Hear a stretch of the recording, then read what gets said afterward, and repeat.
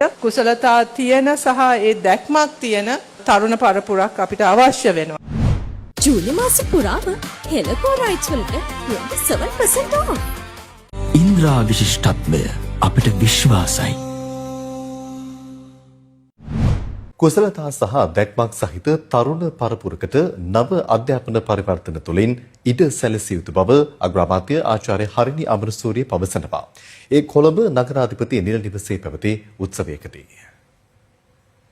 Skills for life යන තේමාව යටතේ සිව්වන වරටත් ශ්‍රී ලංකා ස්කිල්ස් එක්ස්පෝ 2026 අධ්‍යාපන ප්‍රදර්ශනය පැවැත්වෙන අතර ඊයේ එය ප්‍රකාශයට පත් කෙරුණේ අග්‍රාමාත්‍යවරියගේ ප්‍රධානත්වයෙන්.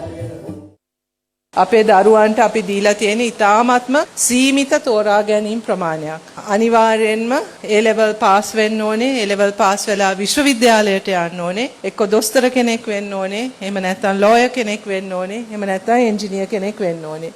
අපි දන්නවා රටක් හැටියට අපිට දියුණු වෙන්න, සමාජයක් හැටියට අපිට දියුණු වෙන්න ඊට වඩා බොහෝ ක්ෂේත්‍රවල අපිට කුසලතා තියෙන සහ ඒ දැක්මක් තියෙන තරුණ පරපුරක් අපිට අවශ්‍ය වෙනවා. එතකොට මේ අපි කරන අධ්‍යාපන පරිවර්තනයේ මේ පද්ධතියේ අපි කරන ප්‍රධාන වෙනසක් තමයි අධ්‍යාපනය තුලින් ලෝකයක් විවෘත කළ දෙන්නේ. අධ්‍යාපනය වෙනුවෙන් අපේ දෙමව්පියන් ඕනම කැපවීමක් කරන්න සූදානම්. අපි ඉදිරි අවුරුදු කීපය තුල අධ්‍යාපනයට විශාල ආයෝජනයක් කරන අතර හැම අයවැය තුලම අපි ආයෝජනය කරන ප්‍රමාණය ක්‍රමානුකූලව අපි වැඩි කරමින් යන්නේ. අපි නිකන් හයරාකි එකක් ගත්තොත් හොඳම මොලකාරයෝ ටික මෙඩිසින් කරනවා, ඊළඟ ටික එන්ජිනියරින් යනවා, ඊළඟ ටික ලෝ කරනවා, එහෙමත් බැරි වුණොත් ආර්ට්ස් කරනවා, ඒකත් බැරි වුණොත් තමයි වොකේෂනල් ප්‍රොෆෙෂනල් එඩියුකේෂන් තෝරගන්නේ.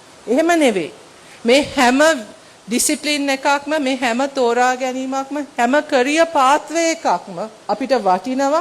අධ්‍යාපන උසස් අධ්‍යාපන හා වෘත්ති අධ්‍යාපන අමාත්‍යාංශයේ කෘෂි ආංශික නිපුණතා සභාව, කර්මාන්ත නිපුණතා සභාව සහ තෘතීක සහ වෘත්ති අධ්‍යාපන කොමිෂන් සභාව එක්ව ශ්‍රී ලංකා ස්කිල්ස් එක්ස්පෝ 2026 ප්‍රදර්ශනය පවත්වනවා. ඒ ඔක්තෝබර් 23, 24 සහ 25 දිනවල කොළඹ විහාර මහදේවී උද්‍යානයේදී පැවැත්වීමට නියමිතයි.